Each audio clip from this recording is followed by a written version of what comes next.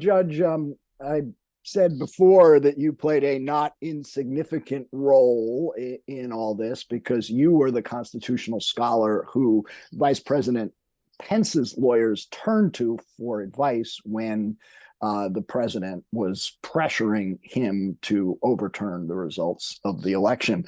But you also have a history with two people who played an even more significant role in the events of January 6th. As a judge, you had two clerks at the same time back in the 1990s, John Eastman and Ted Cruz. They served together working for you. In your testimony, you said that Eastman's blueprint to overturn the 2020 election was, quote, the most reckless, insidious, and calamitous failure in both legal and political judgment in American history. And you also have said that Cruz's role in objecting to the certification of the votes on January 6th was the most important in triggering the process that took place. So how did two of your clerks who worked for you, presumably were tutored by you, end up being so wrong?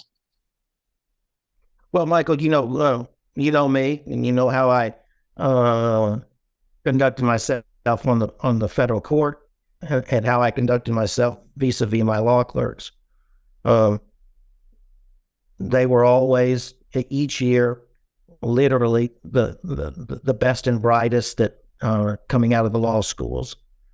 And the year that Ted Cruz and John Eastman clerked with me together, they were two of the finest law students to graduate that year. They were both brilliant young lawyers at the time, and I was very proud of them as law clerks. That said, that this was 25 years ago, and as you understand, and they understand, I'm the judge, not them, and neither one of them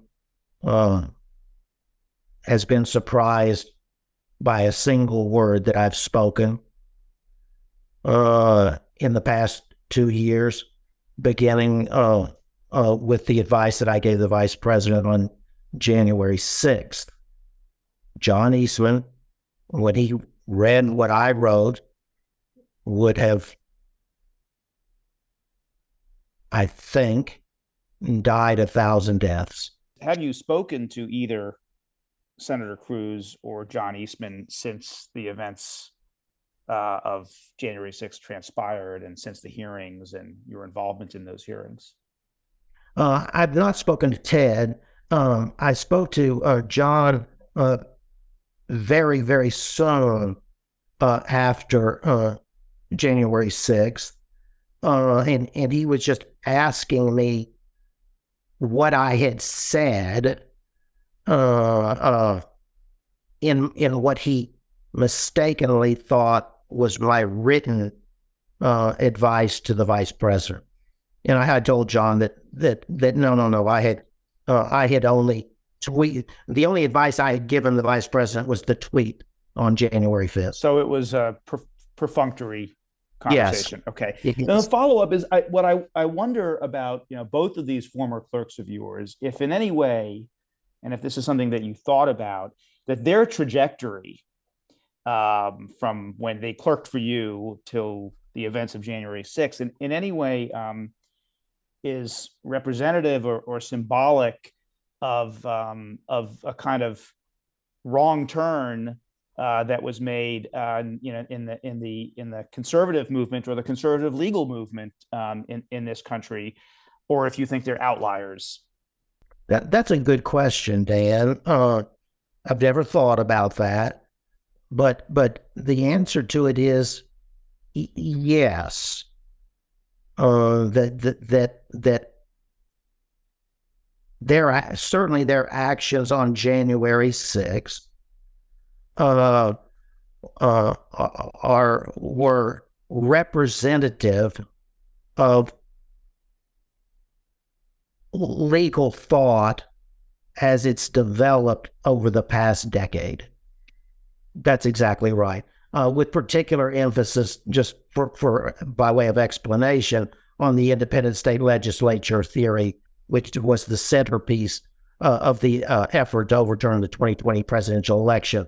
To this day, as you know, that is well, in fairness, the theory was first, articulated by then Chief Justice Rehnquist, joined by Scalia and Thomas, and in a concurrence in Bush versus Gore. But the conservative movement, took up that independent state legislature theory in the 2020 presidential election, and is now pressing it to this day in the context of the elections clause in Moore versus Harper. So, yes, to whatever extent that you want to think of the trajectory of the conservative legal movement being represented by the independent state legislature theory, the effort to overturn the 2020 presidential election, and then today, the effort to give exclusive power to the state legislatures over redistricting at other time, place, and manner of holding congressional elections. The answer to your question is certainly yes. And that's a very, very interesting question.